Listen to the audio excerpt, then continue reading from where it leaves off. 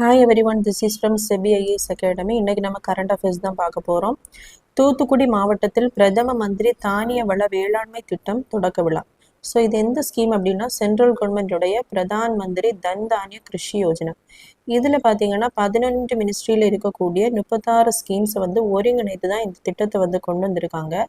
இது எதுக்காக அப்படின்னா அக்ரிகல்ச்சரில் பின்தங்கி இருக்கக்கூடிய 100 மாவட்டங்களை செலக்ட் பண்ணி அவங்களுடைய அந்த அக்ரிகல்ச்சரல் திறனை மேம்படுத்த போறாங்க. எதுல எல்லாம் பார்த்தீங்கன்னா விவசாய பயிர்களின் உற்பத்தி திறனை மேம்படுத்துதல், பயிர் பல்வகைப்படுத்துதல், நிலையான விவசாய நடைமுறைகளை அதிகரித்தல், அறுவடைக்கு பிந்தைய சேமிப்பை அதிகரித்தல், நீர்ப்பாசன வசதிகளை மேம்படுத்துதல், நீண்ட கால மற்றும் குறுகிய கால கடன் கிடைப்பதை எளிதாக்குதல்.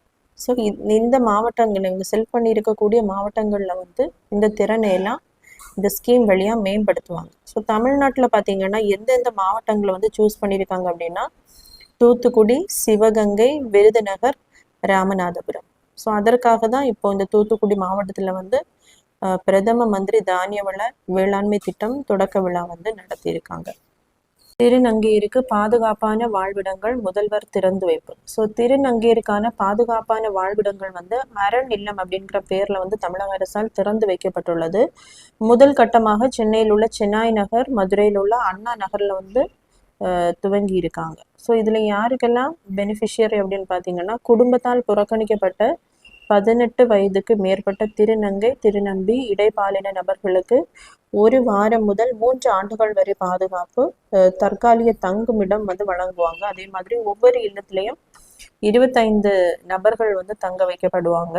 உணவு, உடை, இருப்பிடம், கல்வி, தொடர வழி, சுயதொழில் தொடங்க வழிகாட்டுதல், நிதியுதவி, திருநங்கையருக்கு எதிரான வன்முறையிலிருந்து பாதுகாப்பு, பாகுபாடுகள் குறித்து புகார் அளிக்க இலவச சட்ட உதவி, உரிமைகள் குறித்த விழிப்புணர்வும் இந்த ஸ்கீம் வழியா திருநங்கையருக்கு வழங்கப்படும்.